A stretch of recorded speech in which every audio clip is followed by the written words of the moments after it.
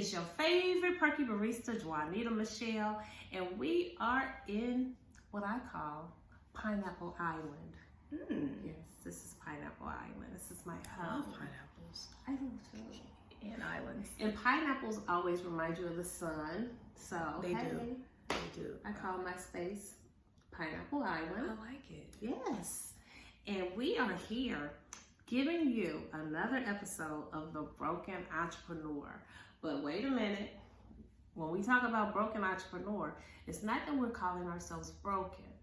We call this the Broken Entrepreneur Podcast because we have to acknowledge that sometimes things are not correct. And when we acknowledge those things, then we can correct, fix it, get back on track, and become profitable, sustainable, and build legacies. I am your girl, Juanita Michelle, and today I'm repping the Black-owned coffee, the Black-owned store. Are you familiar with the Black-owned? Unfortunately, not. Coke company? Remember, I was telling you I'm a bit out of touch. I've been so busy. Oh my goodness! So But shout out to my boy Means in Cincinnati. He owns the Black-owned Coke store, and it is a Black coffee lounge. So if ever in Cincinnati, look those spaces up. They're right next to each other. Okay. But it's not associated with black coffee because I've been to black coffee. I think Black Coffee Lounge. So it's all right there? Mm-hmm. I don't know why I didn't notice it before. Yes. Isn't it? No, it's been there for a couple years. Girl, I need to get to Cincinnati more. I need to get to Oh my Cincinnati more. goodness. I love that place. So, guys, today I have the beautiful, the talented, the artist, the educator, the entrepreneur, the designer, Erin Smith. So, is it Erin Smith Glenn? It is legally Erin Smith Glenn, but a lot of people just call me Erin Smith. I'm okay either way. Okay. Yep. Well, guys, I have her here because, well, number one, she is a fellow Centralian. So, for God, for Central, and for State, you know. So, but she is a talented artist. She has, I have been lucky enough, blessed enough to be a part of one of her series when she did a focus on hair, honey. And you guys will see that that image. We'll put it in here somewhere. But she has, for so many years, I have watched her. I have watched her and her children. I have watched her do live art. I am amazed with what she does. And then what she does with clothing. It's so much fun. It's a lot. It's a lot. So I wanted to have her sit down and talk to us about who she is, what she does it, or how she does it, and all of the things. But before, I can just keep rambling, because y'all know I can ramble. Me too. I want Miss Erin to tell us about herself. Erin, welcome to the podcast. I feel welcome at Pineapple Island. I like the name a lot. Yay! I do. Yay! Yeah. So tell us about yourself. I am Ohio born and raised, Columbus actually. Okay. But I first became acquainted with the Dayton area because of Central State University, my alma mater. And then spent some time living in Cincinnati when I was working on my master's degree at the University of Cincinnati. Okay. And life just happened really fast after that. After my first year, I studied abroad, and that fall, a few months later, I got pregnant with the first kid and graduated like 8.5 months pregnant and had her 2 weeks later.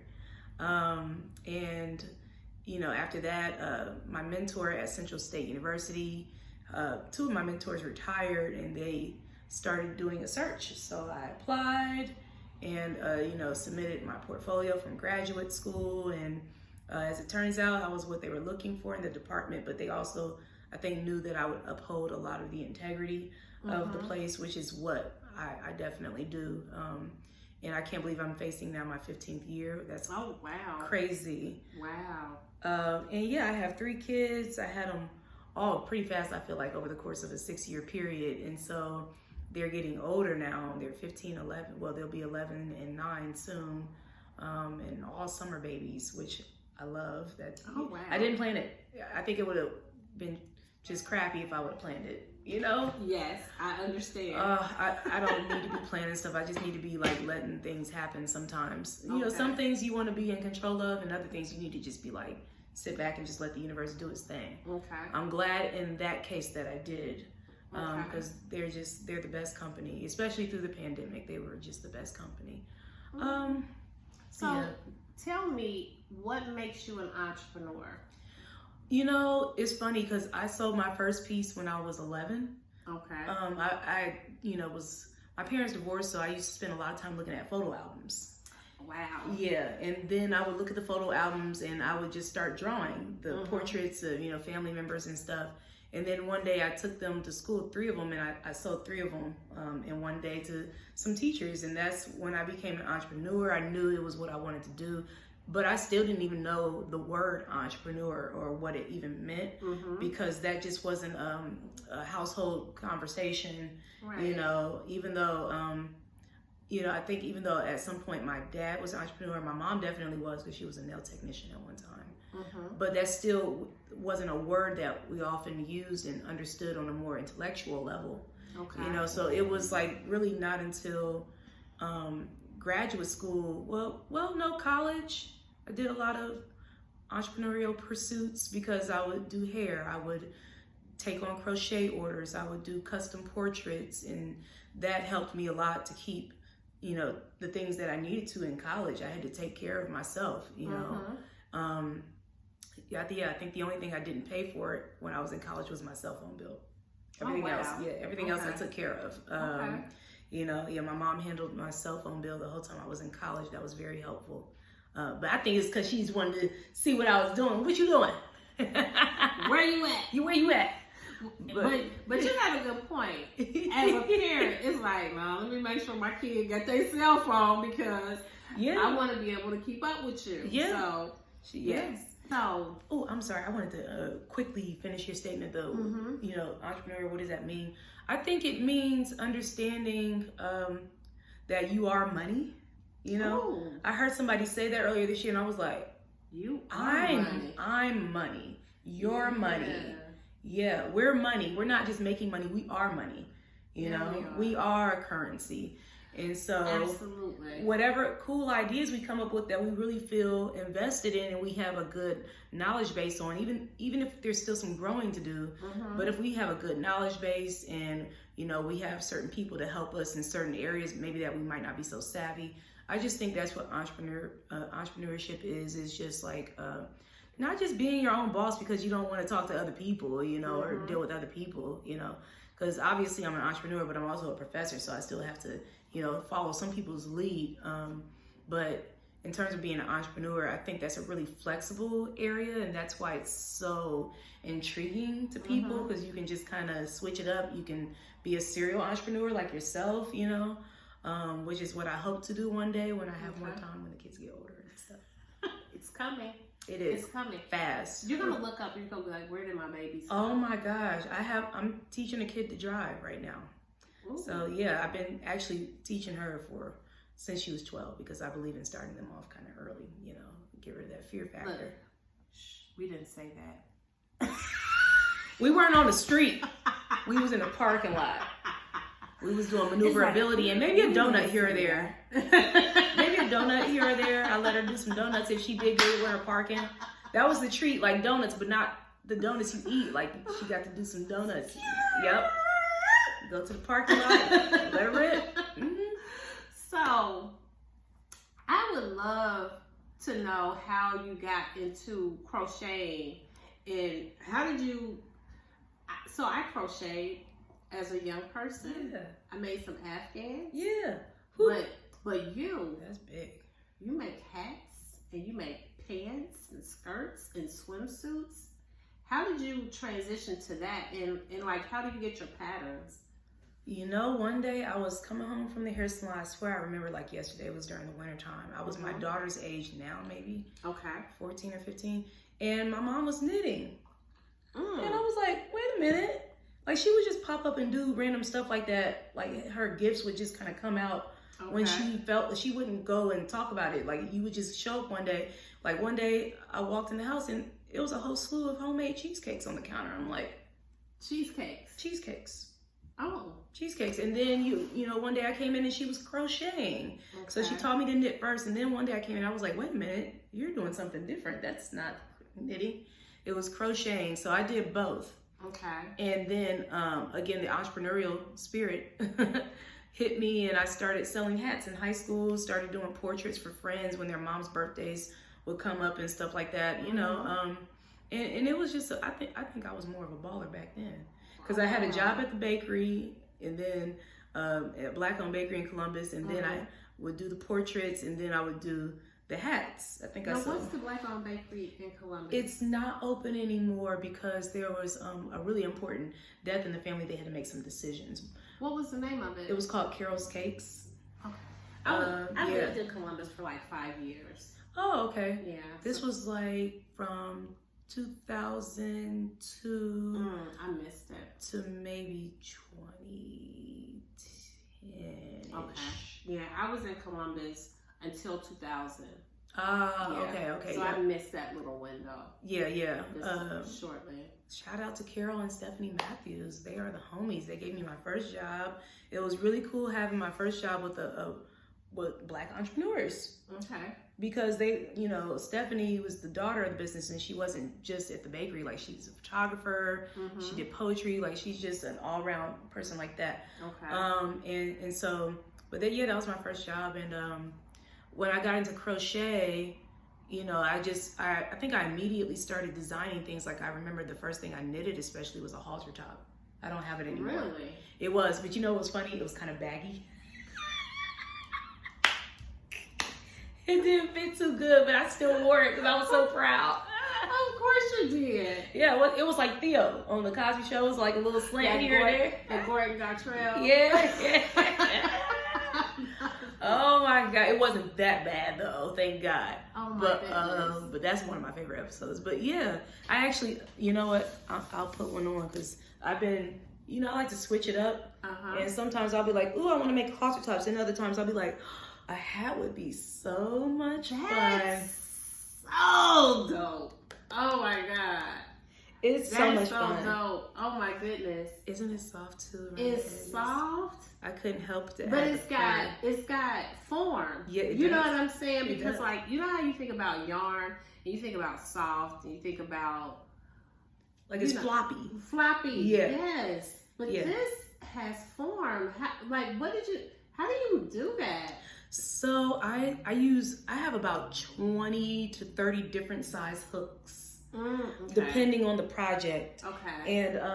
And so I do like an in the round technique where you go around and you connect it, and then you move it up, and you go around and you increase as you go around, or you decrease if you need to. Okay. And then around the edges, all I do is, like, you know, instead of one stitch in every one, you go 3 stitches and you build that around, and you do that. And that's how you get the ruffles, is you just adding up multiple stitches in each section. Now, how long does it take you to create this? This one took maybe about 3 hours. Really? Yeah, because see, I use a thick yarn. Like, the first time I ever made one of these, I tried to use the regular thin yarn. After a week, I was like, I've had it. It wasn't even done. I couldn't. It was too much work. Oh, wow. It was too much work because I was also doing paintings and then the 3 kids. And so I was like, I bet a chunky yarn would be just as funky. And so the chunky yarn one, I can get a hat done in about 3-ish hours, depending. And if someone's interested in getting like one of your cool hats, how do they find you? They can find me in multiple ways, because I understand everybody's not on Facebook and Instagram, and some people are on neither, and I totally understand and respect that too. Sheesh. I'm on Etsy as the Scarvin Artist, which is THESCARVIN artist. Okay. And then on Facebook, Erin M. Smith, and then on Instagram again, the Scarvin Artist, and that's all one word. And yeah, that's how people find me, and those are the 3 different methods that I typically use. And sometimes I'll go out and vend at different events. I don't do that as much because thankfully I don't have to. Good for you. Thank God. Yeah. But I love those events, but after a while it can be exhausting.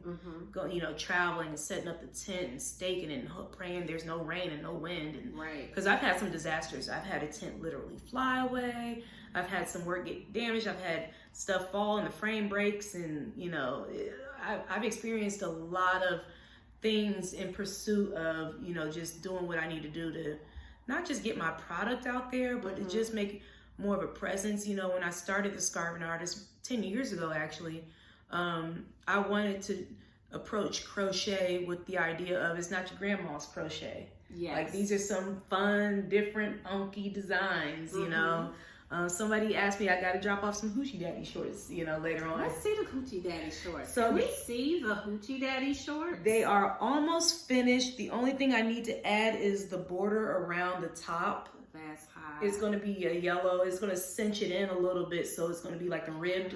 Yeah, and it's got, that's the front, and then that's the back, and the most fun part of all, pockets. Hey. Oh, pockets are so sexy. And I wanted the pockets to be like a fun surprise. Like, yes, the pockets are the most complicated thing on that whole. That's a lot of junk right there. Well, you would think so, but I hope they are going on a man. I hope that's the front. They are. You are hilarious. No, you're just like me. I couldn't help. I don't take anything seriously. Now, that's my first time making something. I mean, I made stuff with pockets. I've made dresses, but I've not made shorts. I've never made shorts before. Really nice. Thank you. Those are fun. Now, here at Pineapple Island, guys, we have a room full of beautiful art. I love art. And a lot of the art that I've been able to collect over the years is just, a lot of it, I'm just thankful for being a part of the coffee house culture, because I was gifted art and then I bought art. But this piece right here, sometimes she displayed art just so people could come in and enjoy it. Yeah, I did. Switching stuff out, I loved that. Yeah. But this piece here behind us, is this one of your latest works? It is. Can you tell us about this piece here? Yes, the bold, the bald, and the beautiful. And it's I guess let's move it down a little bit. So, oh wait, no, it's in the pot. Okay. Yeah, it's in both sides. It's in both. Yeah. Okay. Pew pew. So it's 3 beautiful Black women. So I was on Instagram, and my friend, he goes by Matt with the Cam on Instagram. Okay. Matt with the Cam. I think he's based in Cincinnati, but I met him originally through Leroy Bean because they did the Broken English. Broken English. Yeah, Broken English. So that's how I originally met him. So he's a photographer, but he also does spoken word and probably some other really cool things, because those guys are all multi-talented. Very much so. Just crazy talent. And so I was looking at his photos. I think it popped up on my feed, and I was like, it's perfect. Like, it's perfect. I didn't really know. And maybe it would pop up on this lady's feed right here. Okay. And then I made the connection to Matt with the Cam being the photographer. Then I was like, I know this guy. He's a poet. He does spoken word. And so, we got the dialogue about it. It was featured. It hasn't actually shown in Dayton yet. Okay. It originally showed in Cincinnati when the Clifton Cultural Arts Center did their ribbon cutting back in March. And I wanted a exhibit 2 years ago that allowed me to be the first artist to exhibit in the building. And so Heritage, spelled with the word hair. I remember. Was the name of the exhibit. My piece. It's part of Heritage. The Juanita. It is. It's a part of Heritage. It is. Yes. And that one actually is funny because the piece of yours has a couple of titles. I think when I originally did it, I titled it Natural Mystic after like the Bob Marley song. Because it gives that natural with the purple and the gold and just the hair just kind of going every which way, just being real whimsical. But in doing Heritage, with my aunt Dedra in Columbus dealing with alopecia these past few years, I wanted to start focusing on women who don't have hair as a very necessary part of the conversation. Oh my. Very, very necessary and important part of the conversation. And she was actually like my first intentional piece where I did the bold, the bald, beautiful. And I'm actually still working on that piece too. But this one I did so that it could be on display. It was the it was the display piece on like the marketing material for that exhibit that I had about 60 pieces or so in. Okay. And so, but these women are local. I love that part as well. They all live like in Columbus and Cincinnati. Are they related? Because they look like sisters. Sorry. Excuse me, I'm sorry. They're not related, but in a way, I guess they kind of are sisters. They are friends, they're models, they're poets, they're intellectuals. These are, you know, I think there's just so much down put on women that don't have hair, but especially women of color, because we're automatically looked at as, oh, they can't grow hair. I think when other women that are not Black are seen with no hair, it looks, you know, people see it as like, oh, that's just their choice. But then Black women are looked at as if like we're being overly masculine and we're, you know, or we can't grow the hair, or there must be some defect or something. And it's like, no, you know, all these women had hair. I think this one here, she did like a big chop. And then I think many of them, like consecutively, they already had short hair, and she was like the last one. And then they was like, oh, we should do a photo shoot. And then Matt joined in on the conversation, and they did this photo shoot. And this was like my favorite of all the photos. I love this. The background originally was not teal, but oftentimes when I am working with skin tones, especially with brown and darker skin, I like to use cool tones to have a nice impact. Because this looks, I mean, this is flowing, and it's almost like it's a part of them.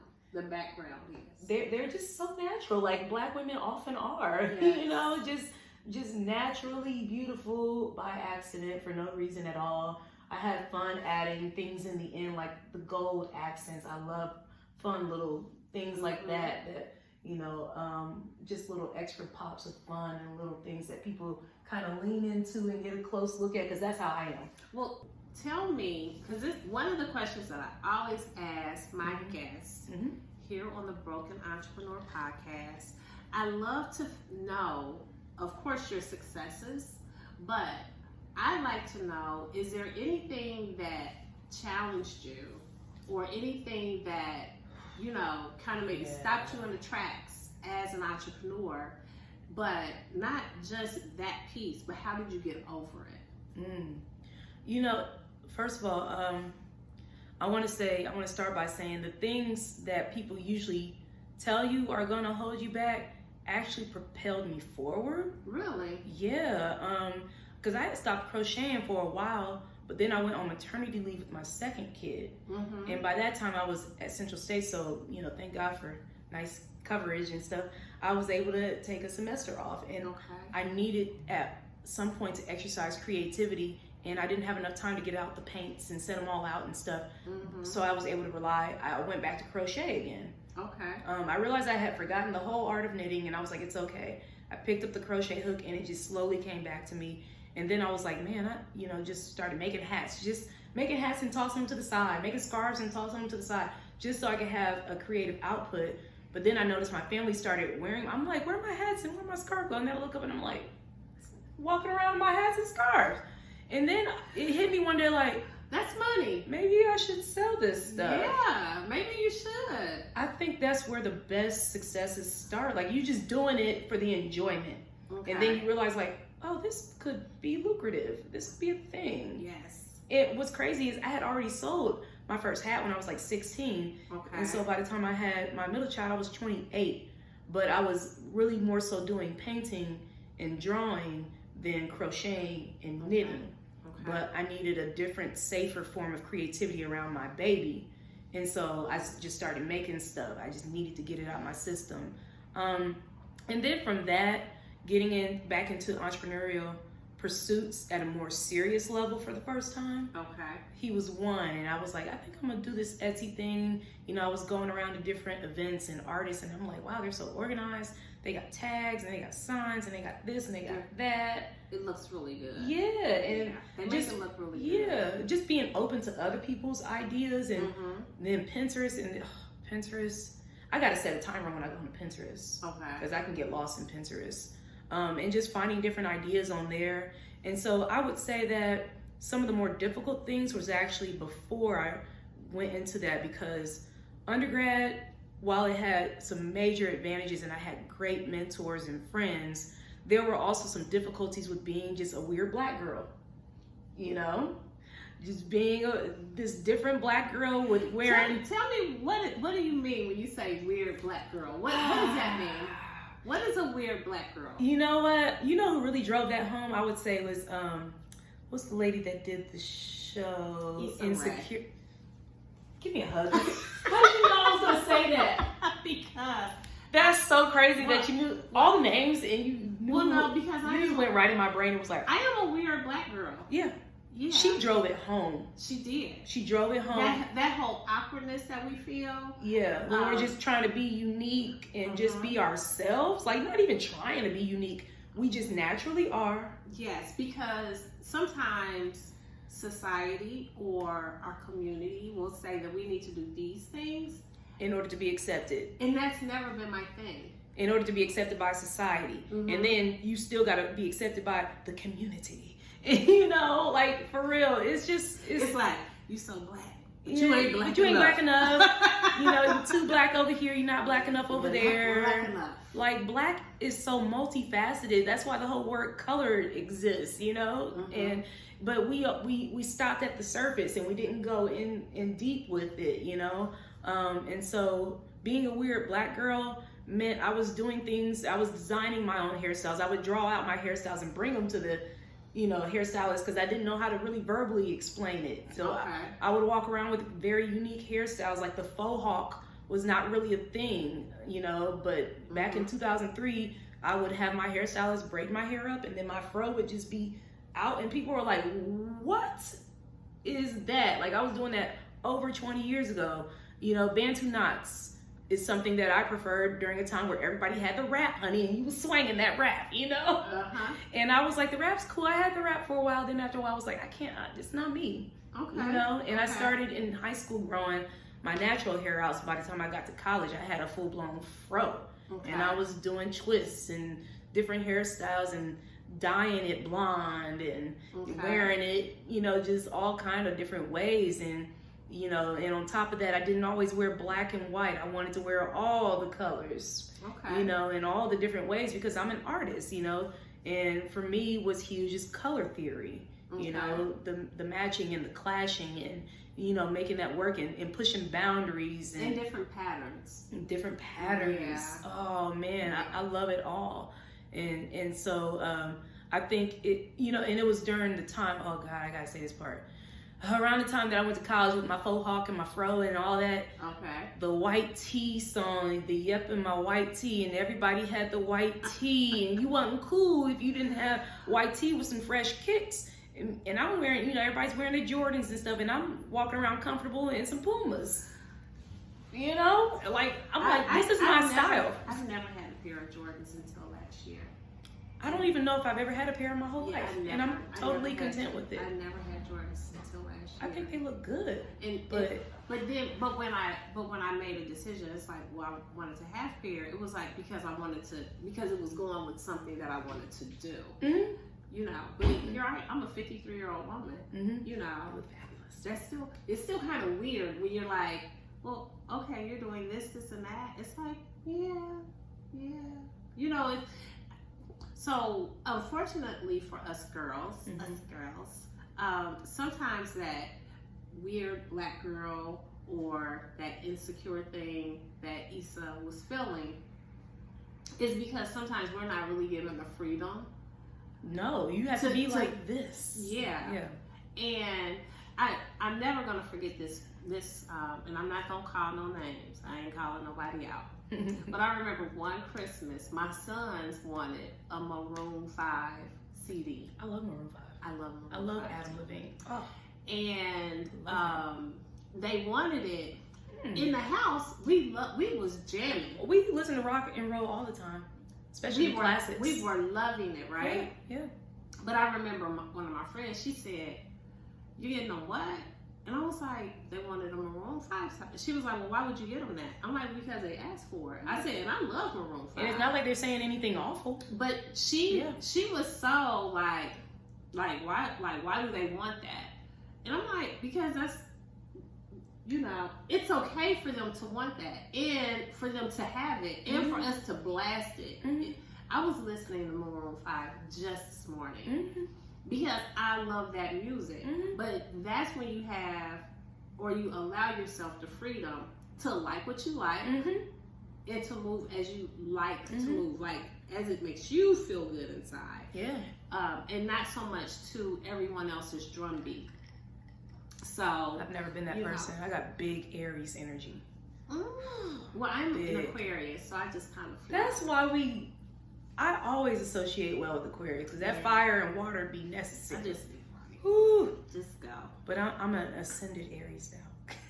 Because a descended Aries is like fire. It's wildfire. Okay. Whew. Yeah, so tell me about, because I know nothing about astrology.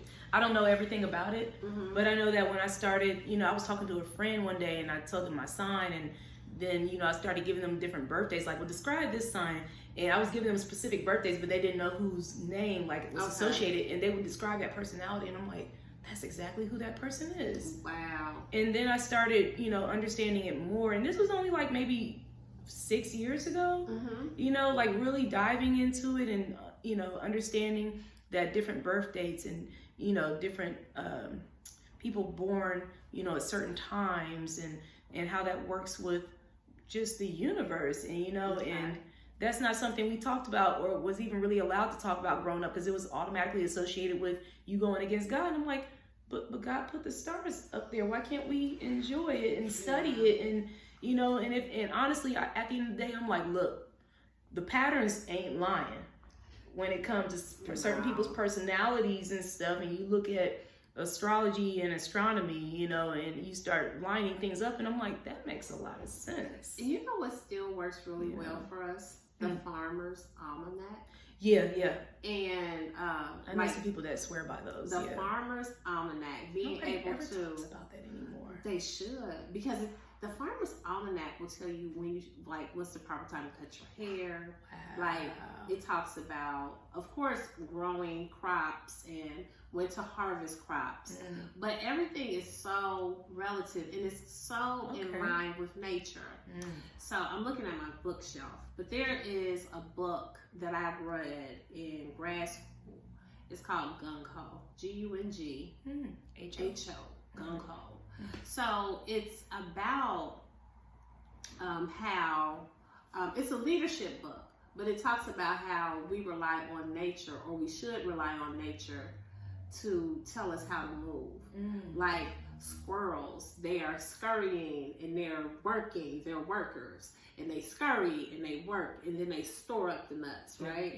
Yep. But then the beaver is a builder, and he does this. But all of these animals have their different parts. Yeah. And if you watch the animals, they'll tell you what's going on. Yeah. You know? Yeah. So when you see, it's like, you see the animals flying and fleeing, it's like, where are they going? Should I follow them? Should I follow them? I mean, even when they take flight and they go south for the winter, or, you know, whatever, it's like they tell us what's going on with nature. So we can watch nature and really get a lot out of it. So with that being said, saying all that to say, you know, when we think about astronomy, and it's like, it's all nature, right? It's all nature. It's all intertwined. It's nothing wrong with being curious about what's going on around you and above you and beyond you, you know? But going back to the entrepreneurial thing. So I was describing undergrad, and then I went to graduate school, and that was night and day from Central State. You see, I was, as I entered the graduate school program, I was the youngest, and I was the only Black woman, and there was only one other Black person, a guy, amongst like maybe a group of 40. Okay. And that was an interesting time, because Heritage was born when I was in graduate school. But before then, I really didn't know where I wanted my artwork to go. I went from a university that had very traditional, amazing fine arts techniques to an Research One Institute that was more so in the contemporary and conceptual art. Absolutely. And I'm like, what? I mean, you know, and then I was dealing with pedagogy for the first time and looking at renowned art collections, and it was the people that, it was a few of my peers that really had my back, but it was more so people like the chair of the department, my art history professor, Dr. Christy Nelson, the provost at the time, all those people helped get me on board with study abroad, because before school started, I was like, where's the international department? I'm studying abroad, Where did you study abroad? So this is how it works. This is what I love about it. And I modeled our study abroad program in the art department at Central State after the one that I learned at UC. Okay. So we would spend, well, back then we were on quarters, but we would spend a term learning about where we were going, all the different places we were going, learning a bit of the language, learning even the mannerisms and what may be acceptable here might not be acceptable over there, right? Vice versa, just learning different things like that. And then the final exam was the trip. Yeah, you could not pass the class unless you went on the trip. And we were there for 2 weeks, and it was an intense cultural shock type of experience that changed my life. One, I don't regret. I was the only Black person out of like 20 people on the trip. But 2 years ago, when we finally took our first group to Central State, it was a whole group of women of color. Oh, wow. All of us. It wasn't a lot of us. It was 5 of us total. But, we were dealing with some culture shock, and the students were opening up, telling me a lot of the negative feedback they were getting from people because they were going to Italy. And I'm like, fine arts is the name of the department, and fine arts is primarily housed in Europe, you know? But also there's a lot of Black history.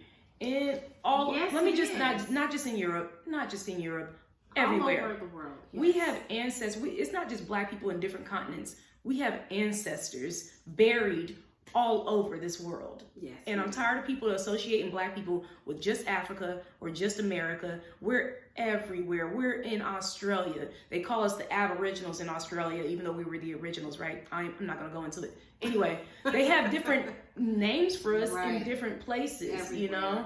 And I don't even want to go into all those names because some of them, especially these days, are really offensive. Like Aboriginal. What is an Aboriginal? Tell me I'm not an original, but I am and you're not? Like, are you kidding me? And that's in Australia. Right. And so not only are our ancestors everywhere, but we've dealt with the same nonsense everywhere over time. And, I really appreciate Dr. Christy Nelson. She was my art history professor that led the group to Italy. She took time out to make sure that we, not just me, we learned about, it was a priest.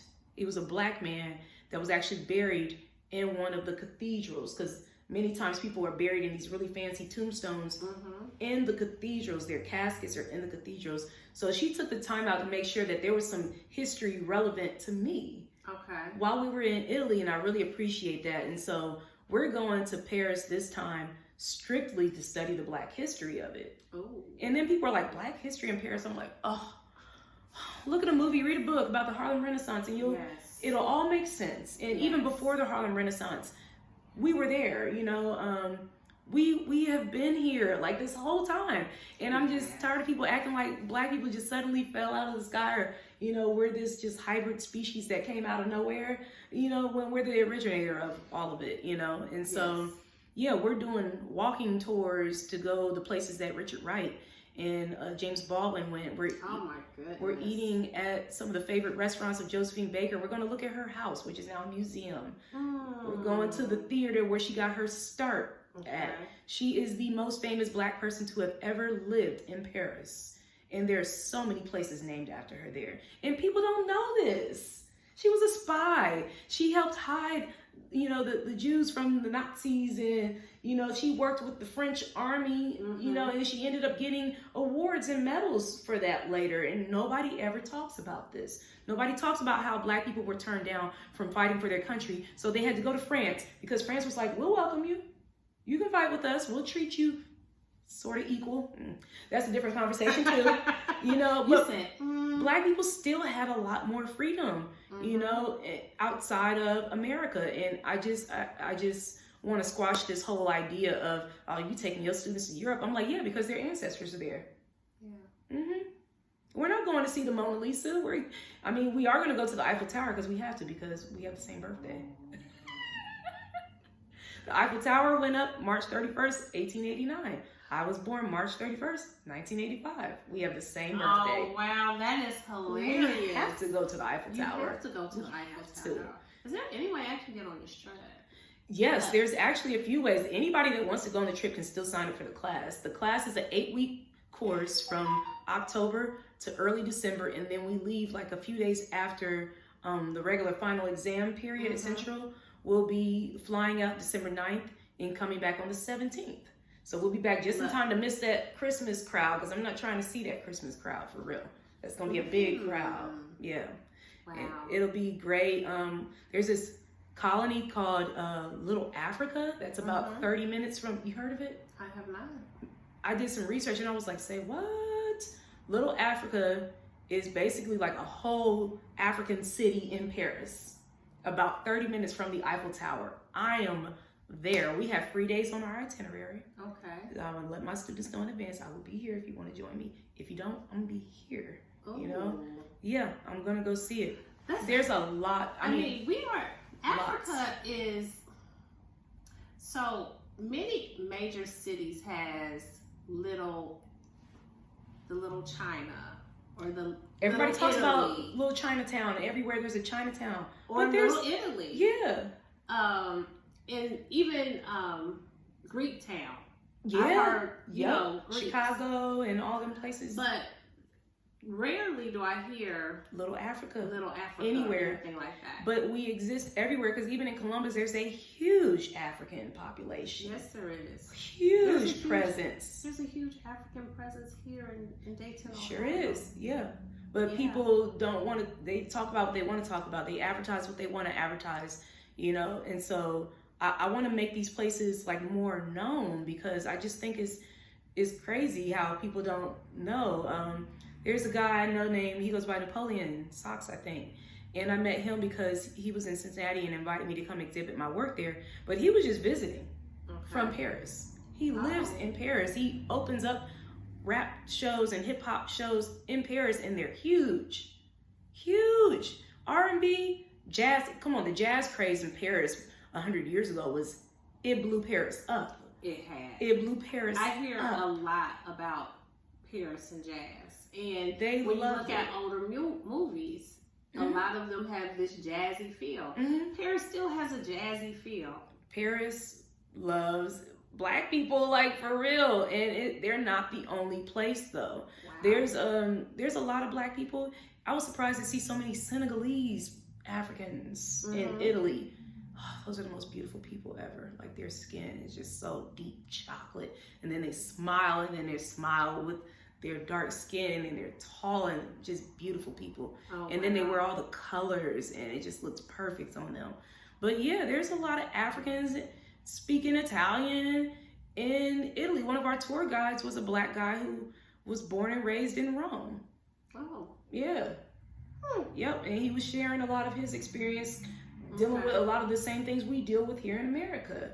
It's just people don't talk about it. Then they get irritated when you go over to these countries that are not Africa, because they feel like, well, you should be in Africa. And I'm like, my ancestors ain't just from Africa. Right. I know I have Native American ancestors here as well, you know, and I really don't know where my people are from. So I just figured the whole world is my home. I'm a global citizen. I've never felt American. I've never really said, oh, I'm an American citizen, unless I was like joking. You know, like, well, you know, I'm an American, so I need all the coffee. I'll say something like that. But even as a kid, I used to just look around Ohio like, what is this place? I never felt home here. And so as a kid, I used to spend time just playing around, learning French here and there, and looking at globes and maps. And I never liked maps so much as globes, because the three-dimensional aspect of it. And I was plotting and planning my escape out of here. So yeah, my first time studying abroad, I was 23. Wow. Yeah, and you know, since then it's been like Mexico, the Bahamas. Those are cool. They don't really count so much as going to, like, I want to go to Japan, you know. I want to go to India. I love Indian food. It's my favorite food. I would love to go to spend some time in Bali. I want to spend time in Bali. Like a residency. Like, I want to spend time there. I want to be there for a while. I want to just go and sit and learn the culture. eat the food, and smell the smells and the sights. And there's several places in India I want to go to. I feel like they're so closely related to Black people in so many ways, and many people from India even are very dark skinned without resembling Africans per se, you know. And I just find that fascinating. Their music, their food, the way they move their bodies, you know, their social values, their familial values are so close to what we embody. And I find that very intriguing. And I do, you know, but in those places, Black people who are there too, buried there, have, you know, done big things there, have made changes there, you know, have shaped the fabric of these places, you know.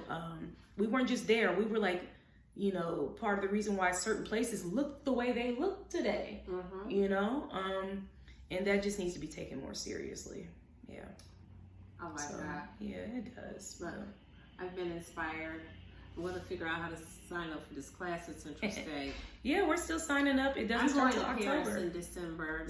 Speak it. There's nothing anyone's going to be able to do. There's scholarships. There's grants. You can have a bon voyage party where people come and they know, you know, you're getting gifts towards your trip. You know, I give students ideas all the time. There's we just had a big, beautiful donation, and I'm not allowed to say who it's from, but you know, we have a donation for this trip that's going to be spread across the class evenly. And you know, so there's ways, because people think like, oh, $3,700 is so expensive, and I'm like, it is if you don't know how to be creative. Absolutely. It can be, because I had a student 2 years ago. She was the only non-traditional student in the class. She was just 3 years younger than me. So at the time I'm 37, she's 34. She had 4 kids and was married. She needed to find creative ways to raise money. She went to her church. She, you know, did different things, and she raised at least a couple grand on her own, you know, on her own for herself. So there's ways of doing it. People just, they want it, but then they don't want to do the work, and they're too shy. And, you know, and I get that. If you're shy, write a letter, you know. Yeah. Write a letter. And, well, some people have a hard time asking. It's hard for some people to ask. Well, you have not, because you ask not. So. Well, I'm not one of those people. I know you aren't. So, we have talked about a lot. Thank you. And until we meet again, y'all, peace.